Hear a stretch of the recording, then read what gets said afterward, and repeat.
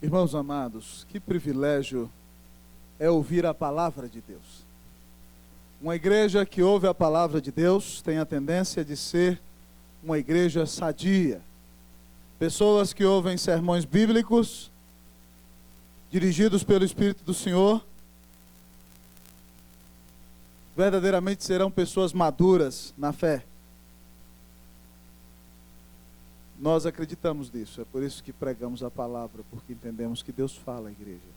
E por isso às vezes você vê tanta ênfase nossa em pedir os diáconos para quem está lá fora entrar, porque quando nós estamos na igreja, não existe nada mais importante do que a palavra de Deus que vai nos falar.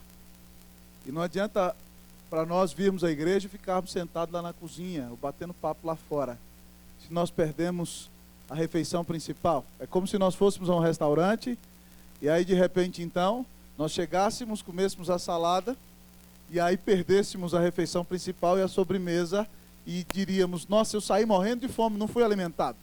Mas você, na hora da comida, saiu para fazer outra coisa. Então, no nome de Jesus, que você esteja hoje atento àquilo que o Senhor quer falar ao seu coração. E que o Senhor muito te abençoe. O texto que Deus trouxe ao meu coração nessa noite foi primeiro livro das Crônicas, capítulo de número 4. Alguns anos atrás, ainda quando era no salão, num dia das mães, de manhã eu compartilhei esse texto. Nos meus cálculos não tinha 100 pessoas lá. Então hoje, 4 vezes mais esse número nunca tinham ouvido esse texto. E não sei se quem ouviu à época se lembra. Tem alguns anos já. Primeiro livro das Crônicas, capítulo 4. Nós vamos fazer a leitura dos versículos de número 9 e o versículo de número 10. Primeiro livro das Crônicas, capítulo de número 4, versículos 9 e 10. Quem está aqui embaixo achou, diga achei. Quem está na galeria, diga amém. Que bênção, povo da galeria, crente. Vamos ficar de pé. Maravilha. 1 aos Coríntios. Tá chique a visão daqui, ó. Vê a Cris ali com o Arthur e a Ju com a Rebeca ali dentro do vento. Que bênção, visão abençoada, né? Olha, pode olhar para cima. Eu falei, pode olhar lá. Primeiro livro das Crônicas, capítulo 4, versículos 9 e 10. Eu vou ler a primeira vez, a igreja lê a segunda vez. Primeiro livro das Crônicas, capítulo 4, versículo 9 e 10. Diz assim a palavra do Senhor. Foi Jabes mais ilustre do que seus irmãos. Sua mãe chamou-lhe Jabes, dizendo, porque com dores o dei à luz. Jabes invocou o Deus de Israel, dizendo, tomara que me abençoes e me alargues as fronteiras, que seja comigo a tua mão e me preserves do mal, de modo que não me sobrevenha a aflição. E Deus lhe concedeu o que lhe tinha pedido. Vamos ler todos mais uma vez, irmãos? Foi Jabes mais ilustre do que seus irmãos. Sua mãe chamou-lhe Jabes, dizendo, porque com dores o dei à luz. Jabes invocou o Deus de Israel, dizendo, tomara que me abençoes e me alargues as fronteiras, que seja comigo a tua mão e me preserves do mal, de modo que não me sobrevenha a aflição. E Deus lhe concedeu o que lhe tinha pedido. Pai, nós não sabemos nem orar direito, Deus. Mas quando a gente vê Jabes orando aqui, Jabes, que é da tribo de Judá, da família de Caleb, Deus, o Senhor usa para ensinar tanta coisa para o nosso coração. Deus, nessa noite nós te pedimos perdão pelos nossos pecados. Deus, o pregador é pecador e só confia na justiça do Senhor. Mas quem ouve também é pecador e também só confia na justiça do Senhor. Então, Senhor, que tu nos laves de nossos pecados nesta noite. Que nada faça separação entre o Senhor nosso Deus e nós. Que nesse momento, enquanto ouvimos essa mensagem, Cristo seja exaltado sobre tudo e sobre todos, grande Deus. Que seu nome seja levantado bem alto aqui. E que todos os que aqui estejam possam olhar para Ele e nele crer. Como o único mediador entre Deus e os homens. Como seu Salvador e Senhor pessoal. Grande Deus, que a presença do Teu Espírito aqui anime a nossa alma, que o Teu Espírito aqueça o nosso coração. Deus, que a brisa da Tua graça se perceba aqui nessa noite, em nome de Jesus, para a glória de Jesus. Deus, dá-nos da tua paz e alimenta teu rebanho e traz transformação na tua casa nessa noite. Opera com poder transformação de vidas. É o que nós te pedimos em nome de Jesus, para a glória de Jesus. Amém. Assentai-vos, meus queridos irmãos.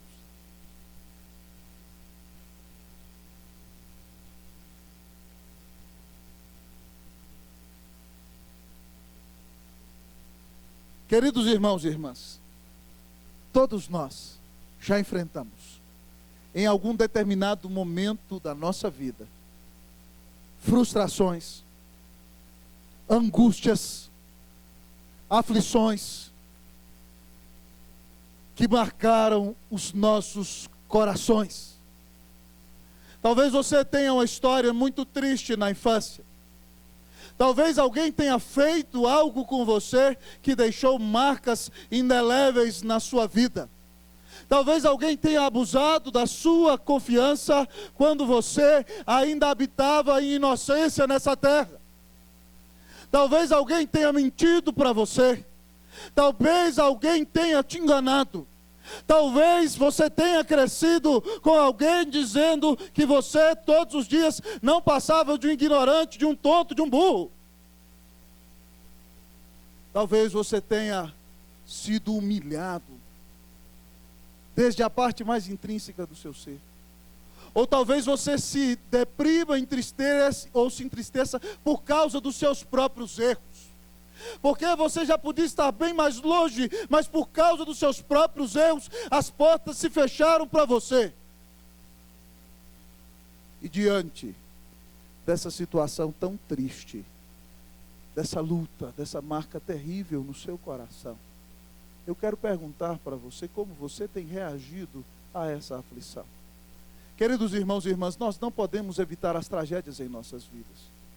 Nós não podemos evitar as ofensas, as traições, as frustrações, as angústias. Mas vitimização não pode ser opção para o nosso coração. Porque muitas vezes você não é responsável pela aflição, mas você sim é responsável pela sua reação. Então, se você está aqui nessa noite em nome de Jesus, e passou por uma grande crise no passado, e uma grande luta em sua vida, o objetivo dessa mensagem dessa noite é tirar você dessa postura de dizer: pobrezinho de mim, ninguém me ajuda, ninguém se lembra de mim, eu sou um patinho feio. Quando eu era pequeno, meu pai olhava para mim e fazia assim, e agora eu tenho que fazer assim para todo mundo. Para com isso, crente. Você não tem que viver como uma vítima. Deus pode mudar o rumo da sua vida. E se você passou por um grande problema no passado, e isso tem marcado a sua vida, hoje Deus quer mudar o rumo do teu coração. E isso vai acontecer através da oração. E ao olhar para esse texto, nós olhamos o exemplo de nosso irmão Jabes. E o texto é precioso ao dizer que Jabes foi mais ilustre do que todos os seus irmãos. A palavra usada para ilustre no hebraico significa mais honrado, mais pesado. Não no sentido que ele era muito mais gordo, não, pessoal, né? Mas que ele tinha mais peso, que ele tinha mais honra, que Deus lhe tinha dado maior glória. Deus lhe deu maior glória a Jabes do que seus irmãos. Jabes é um homem ilustre, é um homem abençoado, é um homem que fez a diferença, é um homem que marcou os seus dias, é um homem que marcou a sua família. E por que tudo isso?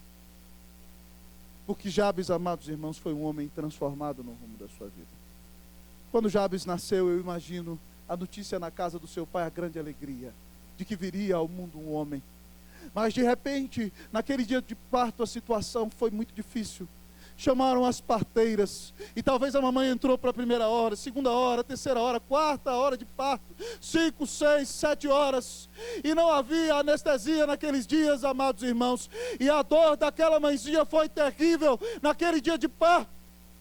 E eu não sei se você sabe, mas nos dias da Bíblia, as pessoas não dão o nome só pela maneira como soa, mas os nomes têm significado. Por exemplo, o nome Daniel significa Deus é o meu juiz. O nome Emanuel significa Deus está conosco. O nome Rafael significa Deus é o Deus que cura. O nome Gabriel vem falar do mensageiro de Deus. Davi significa amado, Natanael, presente de Deus. O judeu dá nome aos seus filhos conforme a expectativa da bênção do Senhor sobre a vida deles.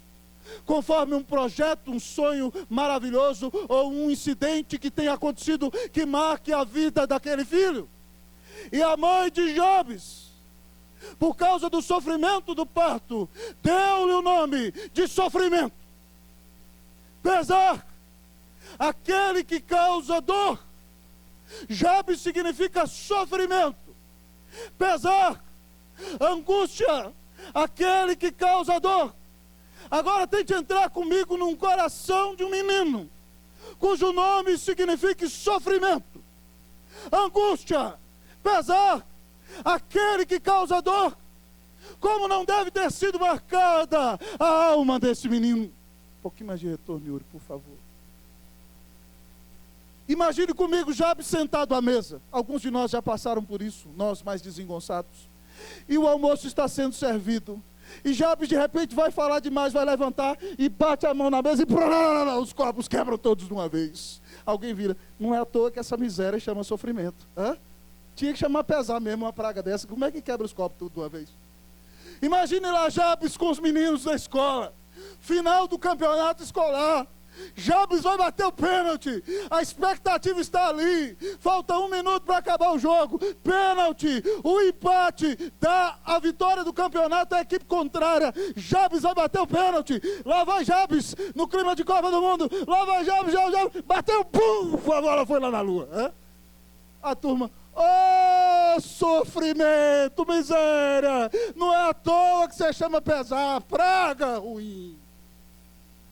Imagine, meu irmão, a angústia de Jabes. Imagine o sofrimento de Jabes. Imagine alguém virar para você, você é um sofrimento, você é um peso, você é uma praga, você não presta para nada. Imagine o seu nome significar isso. Se Jabes fosse como a maioria do povo de hoje, Jabes dizia, eu estou deprimido, eu preciso dizer aqui, eu não vou na igreja, minha mãe não me ama, eu tenho que chamar.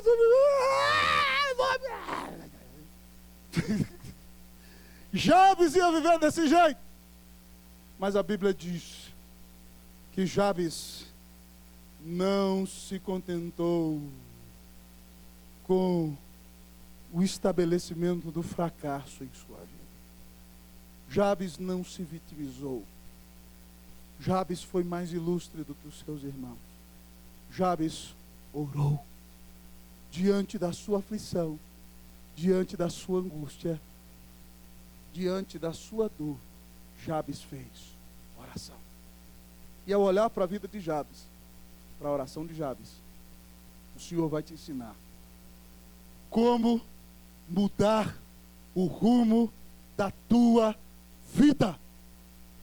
Se você está aqui nessa noite e precisa de uma mudança, se você está aqui nessa noite e tem aceitado a decretação do fracasso na sua vida, se você está aqui nessa noite e tem dito, pastor, eu mesmo sou o Jabes, eu sou a encarnação do sofrimento, preste atenção, o Deus eterno não te trouxe aqui nessa noite para ouvir as escrituras por acaso. Mas o Deus eterno vai falar com você e já está dizendo como mudar o rumo da tua vida. Que Deus mude a tua vida nessa noite, em nome de Jesus, para a glória de Jesus. Como mudar o rumo da tua vida? Clame a bênção de Deus. Como mudar o rumo da tua vida? Clame a bênção de Deus. Olha para o versículo 10. Leia o 9 para mim, melhor. 1, 2, 3, vocês leiam o 9, vamos lá. Foi Jabes.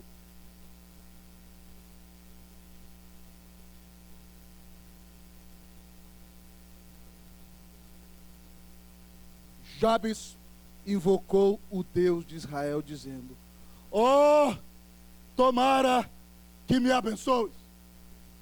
Oh, tomara que me abençoes. Como mudar o rumo da tua vida?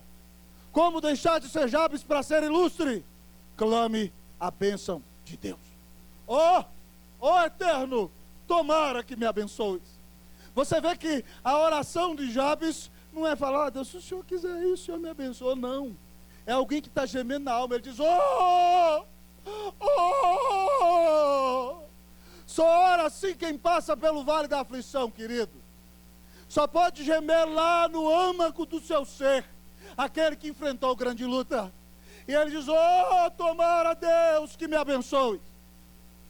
E você precisa entender o que é bênção na cabeça de um judeu. Quando o povo é tirado do deserto, Deus estabelece o tabernáculo e o sacerdócio. Deus ensina os sacerdotes a abençoarem o seu povo da seguinte maneira, com a qual já passo a abençoar-te. Que o Senhor te abençoe e te guarde. Que o Senhor faça resplandecer o seu rosto sobre ti e de ti tenha misericórdia. Que o Senhor levante sobre ti o rosto e te dê a sua paz. O âmago, o cerne da bênção, que protege, que tem misericórdia e traz paz, é Deus resplandecer seu rosto. Para o judeu ser abençoado, é ver Deus revelar a sua glória. Quando Deus se dá a conhecer ao seu povo, então o seu povo verdadeiramente recebe a sua bênção. É por isso que o salmista no Salmo 67, quando pede bênção, também diz assim, irmão: seja Deus gracioso para conosco e nos abençoe. Qual é a bênção? Faça resplandecer sobre nós o seu rosto, para que se conheça na terra o seu caminho e entre todas as nações a sua salvação. Não existe bênção maior do que o resplendor do rosto de Deus. Não existe bênção maior do que o fato de que Deus se dê a conhecer a nós.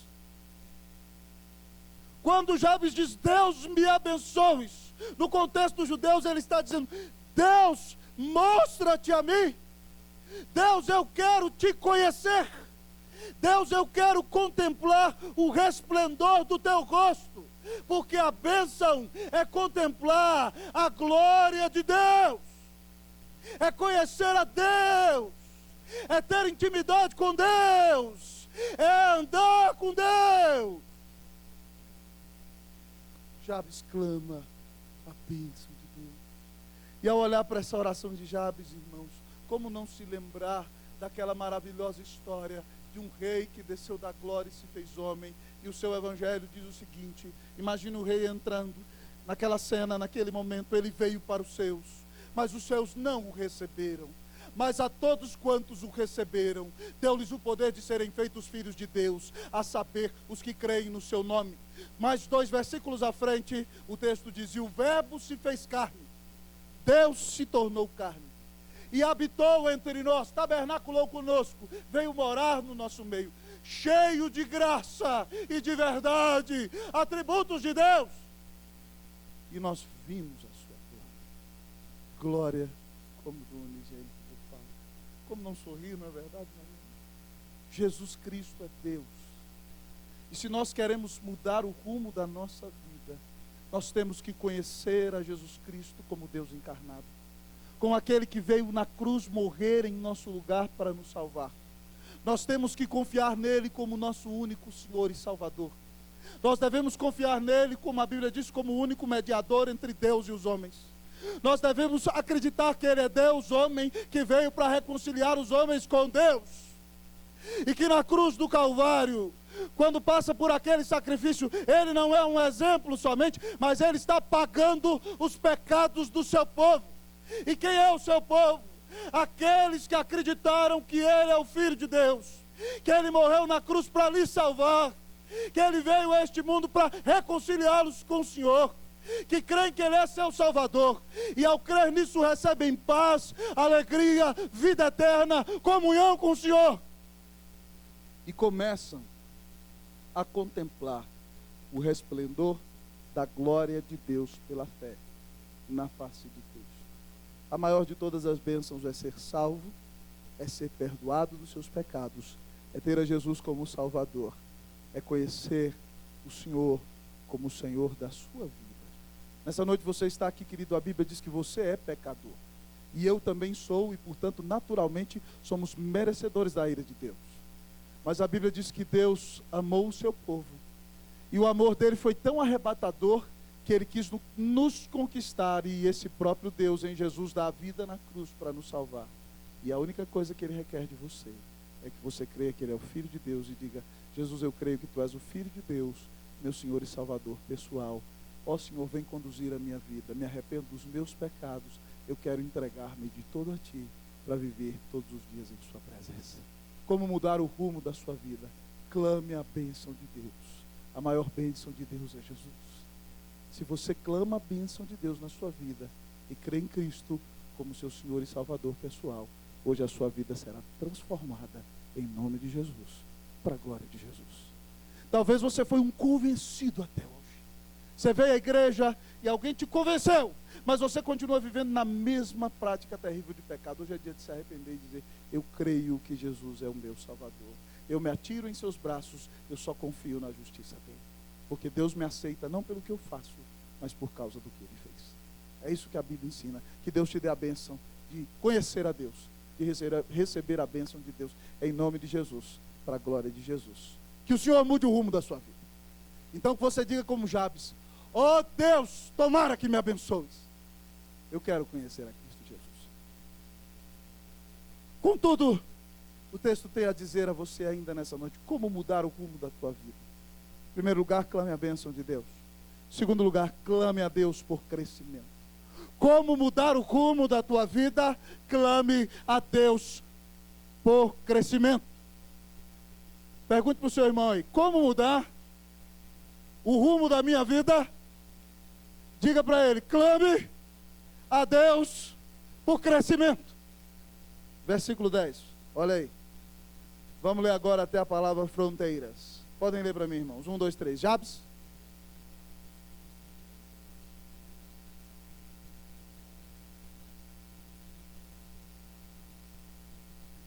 Querido, para o judeu, a sua identidade está ligada à terra. Quando Deus os tira do Egito, Ele promete para eles uma terra. E para um judeu, quanto mais terra ele tem, mais abençoado ele é. Porque a terra significa a bênção de Deus, mas também significa capacidade de produção. Quanto mais terra ele tem, mais ele produz. Quanto mais ele produz, mais animais ele terá, porque terá condições de alimentá-los. Quanto mais animais e comida ele tiver, mais empregados ele terá. Ele será mais próspero na sociedade. Ele será um homem de maior prestígio. Ele dará uma oferta maior ao templo e viverá uma vida feliz.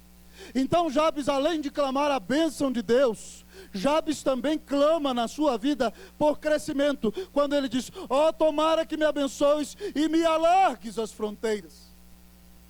Deus, me dá a bênção de multiplicar. Jabes, em outras palavras, diz: Deus, onde eu puser a mão, eu quero que o Senhor multiplique. Jabes conhece a história de José. Ele sabe que onde José colocava a mão, Deus abençoava. E ele diz: Deus, eu quero a tua bênção, eu quero o Senhor. Mas além disso, eu quero crescer. Eu quero ser um instrumento para produzir. Eu quero abençoar muitos. Eu quero fazer a diferença nesse mundo. Jabes clama a Deus por crescimento. E amados irmãos, o povo de Deus não é um povo mórbido, não é um povo estagnado, não é um povo improdutivo, não é um povo parado, mas é um povo que quer crescer, que quer fazer a diferença nesse mundo, que quer ser uma bênção em nome de Jesus, para a glória de Jesus. Amados irmãos, eu não concordo com a ideia de que fidelidade na igreja é só você guardar a herança. É só você manter as coisas todas como elas funcionavam há 800 anos atrás. Não, você tem que manter a fidelidade da palavra. Ela sim é imutável. Mas você tem que ser uma bênção no seu tempo. E nós precisamos clamar a Deus por crescimento. A Bíblia nos ensina que fidelidade na palavra de Deus é frutificar. A Bíblia conta a história de um certo senhor, que simboliza Deus, que viajou para uma terra distante e chamou seus empregados.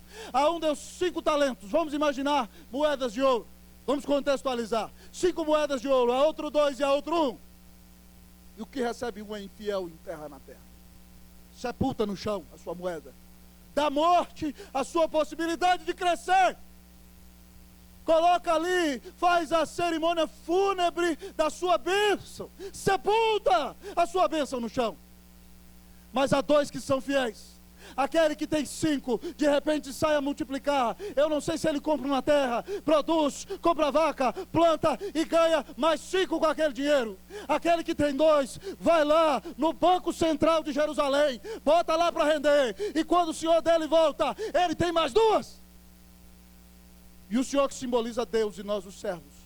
A Bíblia diz que Deus dá a cada um conforme sua capacidade.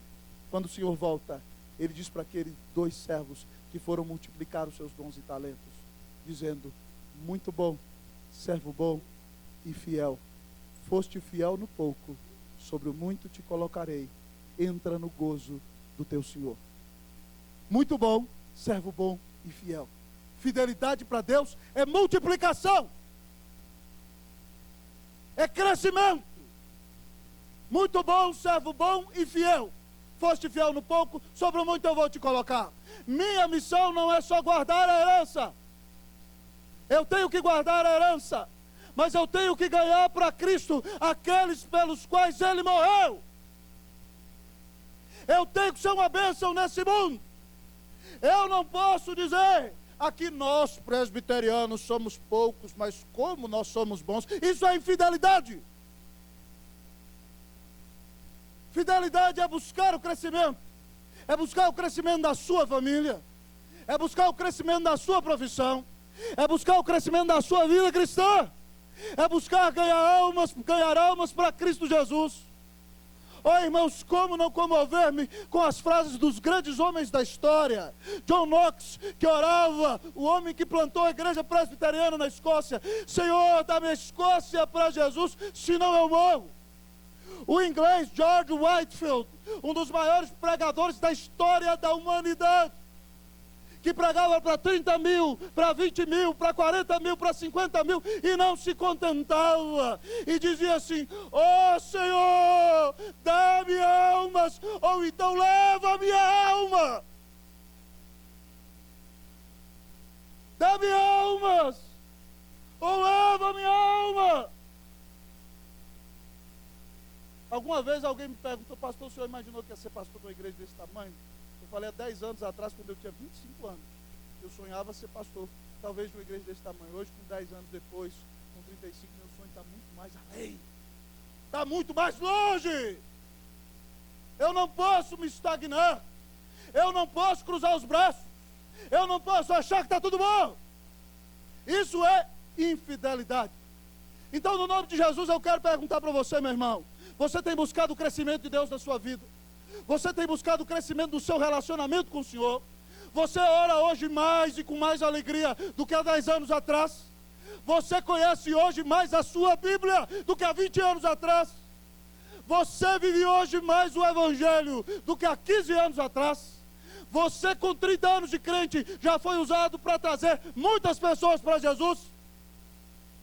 O que você tem feito com a vida que Deus tem te dado? O que você tem feito com os talentos que Deus confia em sua mão? Por favor, não venha com vitimização. No dia em que você chegar diante do trono de Deus e dizer: Deus, eu fui um pobrezinho. Deus fala: não foi nada, eu te dei todas as possibilidades. O que você vai fazer? Então, no nome de Jesus, pare de viver choramingando. Cristo morreu na cruz por você. Você não é um pobrezinho, você é abençoado. Levanta a cabeça, bate para cima e faz a diferença, em nome de Jesus, para a glória de Jesus. Seja uma bênção na sua casa, no seu trabalho. Fale de Jesus no seu trabalho. Abençoe Brasília. Seja um homem de oração. Faça a diferença. Faça a diferença na sua rua. Dê testemunho. Pregue a Jesus. Seja uma bênção. Irmãos, eu oro a Deus. Eu oro.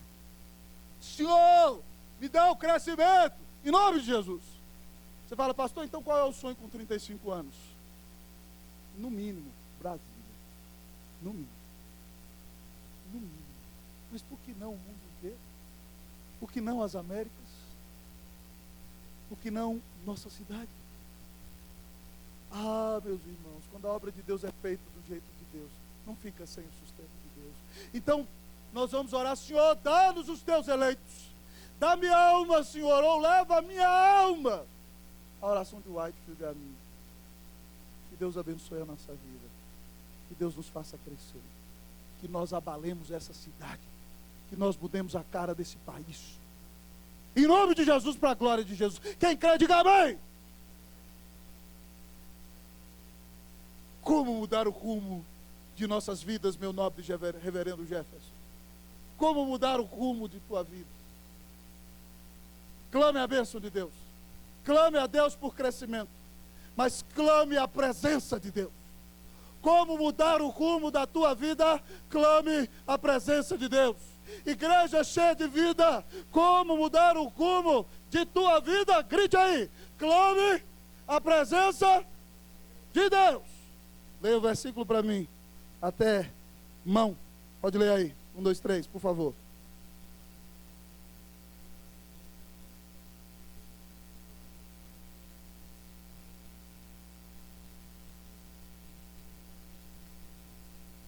Que seja comigo a tua mão. Mão aí significa poder, significa sustento, significa direção, mas significa bênção e a presença de Deus. Quando Deus usa a sua mão para nos abençoar, sua mão eterna vai nos acariciar. Quando Deus usa a sua mão para de nós cuidar, sua mão bendita vai nos sustentar na hora em que a dor nos tocar. Quando Deus usa a sua mão para cuidar de nós, no dia do aperto vai nos alimentar. Quando Deus usa a sua mão conosco, no dia em que não soubermos o que fazer, Ele vai apontar a sua direção com a sua palavra. Quando Jabes clama, Deus seja comigo a tua mão, ele está dizendo, Deus, eu quero que o Senhor vá comigo. Eu não quero ir se o Senhor não for. Para mim não vale a pena ir se não tiver a tua presença. Não vale a pena ir se não tiver a tua bênção. Não vale a pena ir se não for comigo a tua mão. A mão de Deus é a mão da direção, é a mão da carícia, é a mão do sustento, é a mão do alimento, é a mão presente que está conosco na caminhada todos os dias. Meu querido irmão, minha querida irmã, nós devemos clamar que seja conosco a mão do Deus eterno para nos abençoar a cada instante. Nós devemos pedir ao Deus amado para caminhar ao nosso lado todos os dias, para que sua mão nos sustente, para que sua mão nos conduza, para que sua mão nos abençoe. Me lembro quando eu era menino, de repente vinham 10 carros na rua, mas quando eu dava a mão do meu pai, eu estava seguro e não tinha medo de nada. Porque a mão do meu pai era a mão presente para me livrar e me proteger. E assim é a mão do meu Pai eterno, que vai tomar de mim e vai me levar até no vale das aflições, porque Ele é um Deus real, um Deus vivo, um Deus presente, um Deus bom. Clame a presença de Deus na sua vida. Diga, Senhor, seja comigo a tua mão. Não existe nada melhor do que ser amigo de Deus, querido. A Bíblia diz que a comunhão íntima do Senhor é para os que o temem, aos quais Ele dará a conhecer a sua aliança. Deus quer ter intimidade com você. Deus não quer que você seja só aquele filho dominical, que vem na casa do pai uma vez por semana, chega domingo, almoça, bate um papinho, fala, pai, valeu pela comida, estou indo embora, até semana que vem, paizão. Não. Deus quer dar a você de sua mão. Deus quer ser seu amigo íntimo. Deus quer ser o bem mais precioso da sua vida. Deus não vai abrir mão do lugar dele na sua vida de forma alguma. Porque Deus na tua vida não divide o lugar dele com ninguém. Nem com você. Então, em nome de Jesus, faça como Jabes, Deus, seja comigo a tua mão. Essa semana, a gente teve uma semana de oração, irmãos, abençoadíssima do conselho aqui. E é impressionante como a gente ora quando Deus vai quebrando o coração da gente e nos coloca no lugar certo. Quando a gente não ora, às vezes a gente quebra a cara, envergonhado. Mas quando a gente ora, Deus quebra o nosso coração. E num dos dias de oração aqui, pastor Jefferson leu um texto, que Deus me deu um sermão no dia que ele leu o texto. Eu falei, mas que coisa boa, né? Logo vou pregar para você. Mas o texto diz assim, eu é que sei que pensamento que tenho sobre vós, pensamento de paz e não de mal, para vos dar o fim que desejais. Então me invocareis, passareis a orar a mim e eu vos ouvirei. Buscar-me-eis e me achareis, quando me buscardes de todo o vosso coração. Serei achado de vós, diz o Senhor, e farei mudar a vossa sorte. Deus diz que se você o invoca, Ele responde a sua oração. Mas Deus diz que se você o busca, Ele vai deixar que você o encontre. Ele vai mostrar-se para você. Ele vai brilhar a sua graça na tua vida. E você vai ficar perplexo com a presença, com a bênção, com a unção de Deus no seu viver. Irmãos, quinta-feira, eu fui pregar à noite, numa reunião de uma empresa, de uma imobiliária. Alguns membros da igreja que trabalham nessa imobiliária não estão aqui hoje. Uma irmã que está frequentando a igreja ainda não é membro, é gerente. Manuela, você está aí? Não está não. Me convidou para pregar. E eu preguei esse texto que eu estou pregando para vocês aqui. E foi um negócio tão sensacional para mim. Era um grupo muito menor do que esse. Mas parecia que meu coração ia explodir de fogo, de ardor da palavra de Deus naquele lugar. A presença de Deus tomou conta daquele ambiente. E eu mesmo nem sabia direito mais o que fazer. E como o Senhor se moveu com poder naquela noite. Aqueceu os corações, quebrantou as vidas, e eu creio que houve salvação. Porque a mão de Deus é conosco. A mão de Deus pode ser com você, querido. Para de querer brigar com Deus. Para de querer ser inimigo de Deus. Para de querer andar longe de Deus. É hora de começar a andar com Deus. Eu me lembro, contei isso aqui no primeiro ano. Uma vez que eu fui a um restaurante, Donde el Chino Ríos. Você já ouviu falar dele, o maior tenista do Chile? Costumava almoçar. O dono do restaurante era amigo do Marcelo Rios. Em Vinha del Mar, numa rocha, na beira da praia, um espetáculo. Um cara ateu. E eu, pastor, adivinha qual foi o assunto da conversa? Deus. E nós começamos a conversar. E eu preguei o evangelho para ele, na esperança de que o Espírito Santo abrisse o coração. Mas de repente nós começamos a conversar sobre probabilidades. E eu perguntava a ele, rapaz, se você estiver certo, o que vai acontecer comigo? Talvez eu deixei de ir para a gandaia. E deixei de aproveitar o que esse mundo disse que é bom. Mas não perdi nada, porque até preservou minha saúde.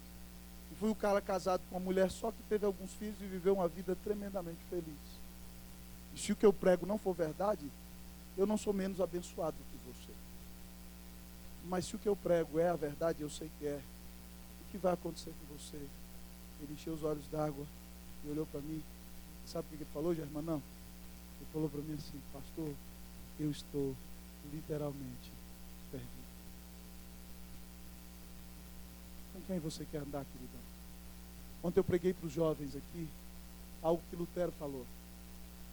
Não existe neutralidade na vida espiritual. Lutero dizia, ou você anda com Deus, ou você anda com o diabo. Ainda que você diga, não, eu não ando com Deus, mas não ando com o diabo. Enganado, o diabo está ao seu lado. É impossível ser neutro na vida espiritual. Lutero diz, ou você é amigo de Deus, ou você é o cavalo do diabo. E eu quero perguntar para você, quem te acompanha nessa noite, nessa igreja, em nome de Jesus. A mão de quem anda com você? Ou você anda com Deus, ou você anda com o diabo. E eu espero que o inimigo na sua vida seja lapeta. Nada de capeta, lapeta. Lá longe. Para que você ande ao lado de Jesus a cada dia. Disse Jesus, se você é dele, que ele vai estar com você todos os dias. Então, meu irmão, se você não tomou um rumo na sua vida, é o dia hoje. Porque não dá para ser indiferente. Não dá. Pilatos lavou as mãos. Pilatos, estou lavando as minhas mãos. Mas ao lavar as mãos e assumir a indiferença, ele diz, eu rejeito Jesus. E foi condenado. E assim vai ser com todo aquele que quiser ser indiferente à pessoa de Jesus. Que hoje você diga, Deus, seja comigo a tua mão. Eu quero andar na tua presença.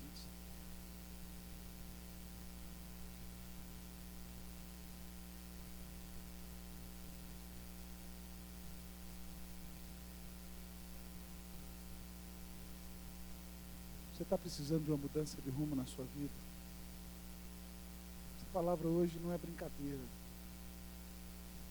não é um show. Deus tem um propósito no seu coração. E hoje você tem que perguntar: Deus, como eu mudo o rumo da minha vida?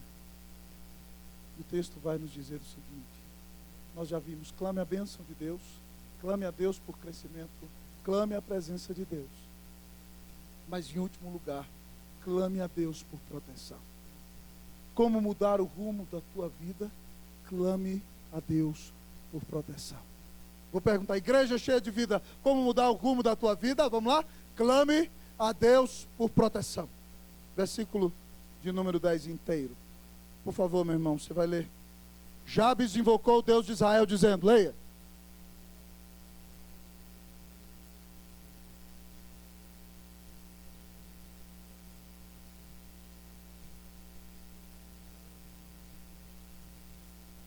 Me preserves do mal. Até aí, pessoal. Me preserves do mal. Querido, essa palavra não é bara para mal. É ra, ou ra. E eu fico perplexo a semelhança com o deus egípcio Ra, que era o deus das trevas. De onde vem aquele desenho que você gosta lá? Eu sou Mun-Ra. Lembra lá? O Mun-Ra vem de Ra, o deus egípcio. Ra é mal.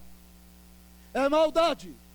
Essa palavra é usada para falar sobre a personificação do mal. E quando Jabes ora aqui: Senhor, que me preserves do mal, ele está dizendo: Deus me livra do diabo. Deus me livra do ataque do inferno. Porque depois ele diz: para que não me sobrevenha a aflição. Aí depois ele vai falar de sofrimento. Mas primeiro ele diz: Deus me preserva do mal. Me preserva do ataque do maligno. Me preserva do inimigo da minha alma. Me preserva do ataque do reino abissal contra a minha vida. Senhor, em nome de Jesus, é tua minha proteção. E sabe quem nos ensinou a orar desse jeito, irmãos? Alguém que nos ensinou a orar assim: e não nos deixes cair em tentação, mas livra-nos do mal. A palavra no grego lá é a palavra usada para o maligno. Livra-me do inimigo das minhas almas, das nossas almas. Nossa luta, na verdade, não é contra a carne ou contra o sangue, mas contra principados e potestades, dominadores deste mundo tenebroso. A Bíblia diz: o inferno conspira contra a sua vida. E se você não tiver a proteção de Deus, você está perdido. Então Jabes, de maneira muito inteligente, quando ora, diz: Deus me preserve do mal. Clama a Deus por proteção. E aí ele diz: Deus, que não me sobreveia a aflição. Eu falei: esse Jabes é crente, viu? Porque passar na terra sem sofrer, Luciano, eu nunca vi. E Jabes diz: Deus, eu não quero o lapetão aqui não, mas também não me deixa passar muita tribulação não. Isso aí Deus não garante a todos nós não, tá bom? Mas Jabes orou. Pediu proteção sim para ser livrado do mal. Isso Deus garante. Mas Deus, o que Deus fez com ele? Olha o que o versículo diz. Vamos lá? Vem até o final. E Deus... o que Deus fez? Vamos lá, vamos ler. Eu gosto dessa parte, vamos lá. E Deus... Desculpe, mas eu sou meio surdo assim. Repete para mim o que diz o texto, vamos lá. E Deus...